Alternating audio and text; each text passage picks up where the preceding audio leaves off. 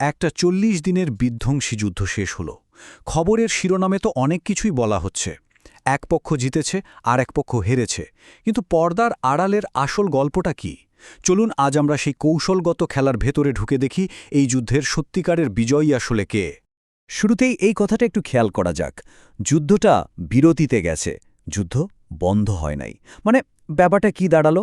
আমরা যা দেখছি সেটা আসলে একটা কমা, ফুল স্টপ নয়। আসল লড়াইয়ের ধরনটা হয়তো পাল্টে গেছে, কিন্তু শেষ মোটেই হয়নি।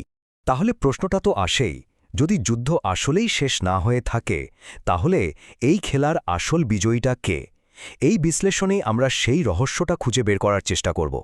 এর মানে হলো, হ্যাঁ, সরাসরি গোলাগুলি হয়তো বন্ধ হয়েছে, কিন্তু যুদ্ধটা এখন একটা নতুন দিকে মোড় নিয়েছে, যেটাকে বলে প্রক্সি ওয়ার।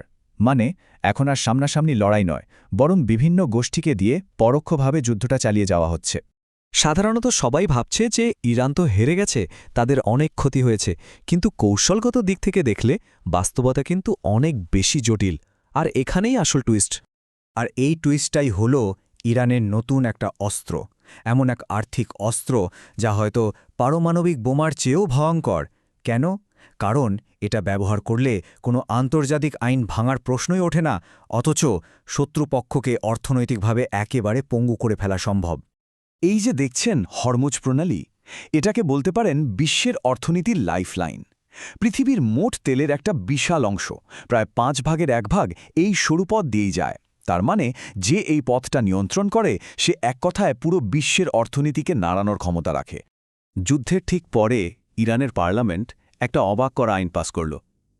এখন থেকে এই প্রণালী দিয়ে যেতে হলে প্রত্যেকটা জাহাজকে প্রায় 20 লক্ষ মার্কিন ডলার শুল্ক দিতে হবে। একবার ভাবুন তো, যে পথটা এতদিন ধরে বিনামূল্যে ব্যবহার করা যেত, এখন সেটার জন্য মিলিয়ন মিলিয়ন ডলার গুনতে হবে। আর এর ফল কি? দেখুন, জেপি মোর্গানের মতো একটা বিশ্বখ্যাত সংস্থা হিসাব করে বলছে, এই নতুন শুল্ক থেকে ইরান বছরে প্রায় 90 বিলিয়ন ডলার আয় করতে পারে। 90 বিলিয়ন! এটা ইরানের দুর্বল অর্থনীতিকে এক রাতের মধ্যে বদলে দিতে পারে, আর বিশ্ব অর্থনীতিতে ক্ষমতার যে ব্যালেন্স, সেটাকে পুরোপুরি ওলটপালট করে দেওয়ার জন্য যথেষ্ট। তো ইরানের এই নতুন শক্তির উত্থানে সবচেয়ে বড় ধাক্কাটা খেল কে? আমেরিকা। চলুন দেখি কিভাবে তাদের এত বছরের একটা মূলনীতি এই যুদ্ধে এসে ভেঙে টুকরো টুকরো হয়ে গেল। দেখুন, সেই ১৭৯৯ সাল থেকে আমেরিকা ফ্রিডম অফ নেভিগেশন বা অবাধ নৌ চলাচলের নীতি মেনে আসছে। এটা তাদের ফরেন পলিসির একটা স্তম্ভ।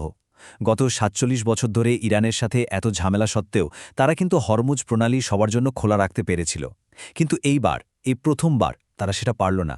এটা আমেরিকার জন্য একটা বিরাট বড় একটা কৌশলগত হার। আমেরিকার উদ্দেশ্য কি ছিল?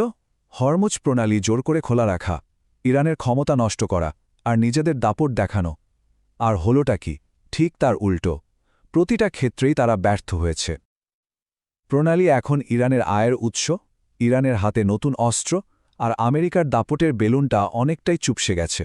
আর খরচের কথা যদি বলি, এই মাত্র ৪০ দিনের যুদ্ধে আমেরিকার ক্ষতি হয়েছে $1 ট্রিলিয়ন বেশি।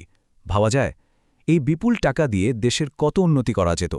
এই ধাক্কাটা আমেরিকার অর্থনীতিতে কিন্তু লম্বা সময় ধরে প্রভাব ফেলবে। টাকার ক্ষতির চেয়েও আমেরিকার জন্য বড় ক্ষতি হল সম্মানের। তাদের যে গর্বের F-35 ফাইটার জেট, তাদের যে অজেয় সামরিক বাহিনীর তকমা, সে ধারণাটা ভেঙে গেছে। এটা প্রমাণ হয়ে গেছে যে তাদেরও দুর্বল জায়গা আছে। এই গল্পের শক্তিটা কিন্তু অনেক বড় ছিল। আমেরিকার কথা তো হলো, এবার আসি এই অঞ্চলের আরেকটা বড় শক্তি ইসরায়েলের কথায়।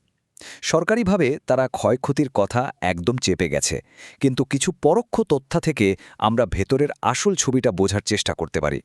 এখন প্রশ্ন হল, ইসরায়েলের ভেতরে আসল ক্ষতি কতটুকু হয়েছে সেটা মাপার উপায় কি?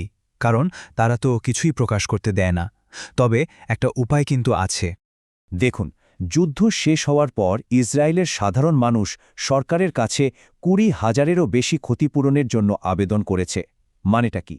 প্রত্যেকটা আবেদন মানে হলো একটা বাড়ি বা কোনো সম্পত্তি ক্ষতিগ্রস্ত হয়েছে। এর থেকে পরিষ্কার বোঝা যায় তাদের বিখ্যাত আয়রন ডোম ডিফেন্স সিস্টেমকে ফাঁকি দিয়ে হাজার হাজার মিসাইল ঠিকই লক্ষ্যে আঘাত এনেছে। এবার এই বিশ্লেষণের সবচেয়ে ইন্টারেস্টিং আর সূক্ষ্ম একটা দিকে আসা যাক। এই যুদ্ধটা ইরানের সাধারণ মানুষের জন্য একটা অবাক করা ভালো ফল নিয়ে এসেছে। আইআরজিসি বা ইসলামিক রেভলিউশনারি গার্ড কোর এরা ইরানের সেনাবাহিনীর থেকে আলাদা একটা খুব শক্তিশালী আর কট্টরপন্থী গ্রুপ।